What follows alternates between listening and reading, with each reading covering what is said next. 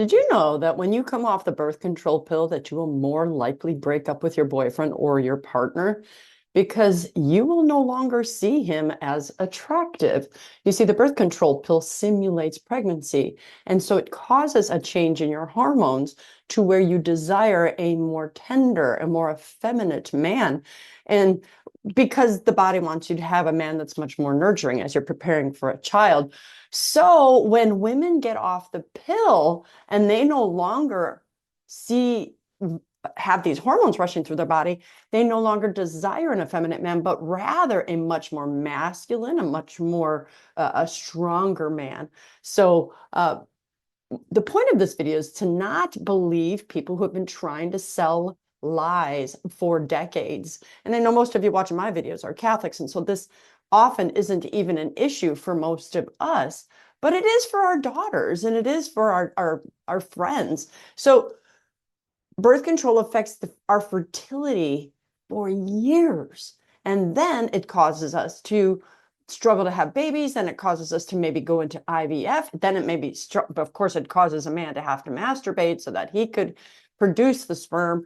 And that these are sins on top of sins on top of sins, which is what Satan wants. Of course, also he wants depopulation. Doesn't want people because God said, be fruitful and multiply. So if we get off the pill and it restores our hormonal balance, we become much more fertile. Well, then those people having sex outside of marriage are thinking, oh my gosh, what am I going to do? I might get pregnant. But in order to avoid pregnancy, you might just have to become chaste. You might just have to become Catholic again.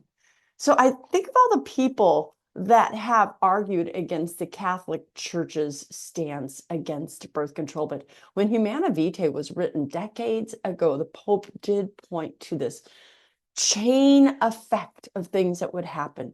Go on the pill, people will become more promiscuous because they'll think you can get sex without consequences, which of course will cause us to objectify women. Well, you're an object for use.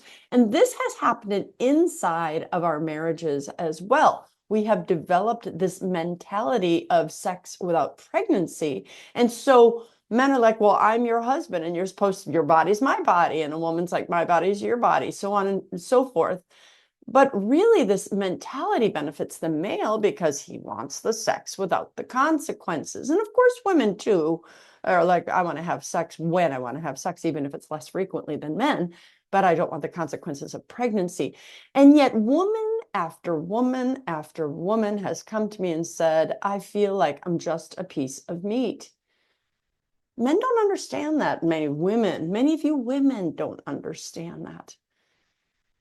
We do instinctively when we are the one that feels that way, but the men don't understand that. And this is all a consequence of birth control and what it has done to the way our bodies produce hormones, to the way we think.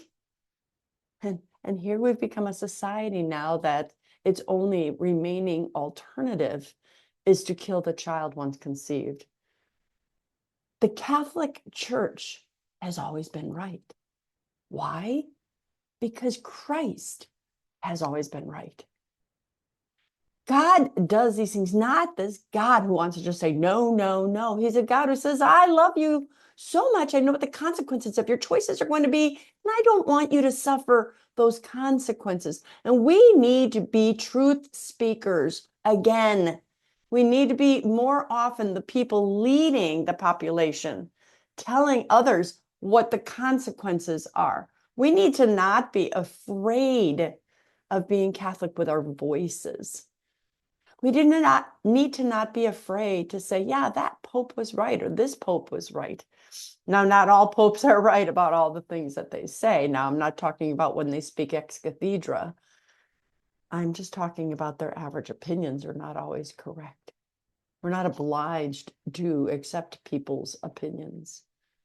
But we need to start getting back to being people who seek out facts and truth and are willing to admit when we ourselves have made a mistake, when we ourselves have believed one thing and found another to be true. That takes courage. That takes humility. If you're the person who's always believed in birth control or always believed in against the Catholic Church, or always believed things. I say, go do your research. Lately, I don't argue with my, this isn't a video about Protestant and Catholic, but I'll put it out there, with my Protestant friends who just love the Lord. And they say, well, I just don't accept that about Catholic. And I said, well, you'll get there. You'll be Catholic one day. And they look at me like this. And I said, because I know you are a truth seeker. When you seek truth, you'll always find it. It's going to lead you to the Catholic Church. And I just kind of stopped there. What are you going to do with that? You seek truth. That's what I'm asking you to do. And I'm using this video on birth control to start us. There's a whole set of processes, this chain reaction that we are starting when we desire to have sex and give ourselves only pleasure without the idea of using sex for the act of love. Love. Even if I don't feel like having another child, but I love you, somehow having your child is much more bearable when you're like, oh, honey, we're pregnant, right? There's plenty of people who are open to life. I don't want to get pregnant at a certain time. They cry. I'm not stupid to say that even people who are open to life and have 8, 9, 10 kids aren't crying sometimes, like, I just wasn't ready to have another child.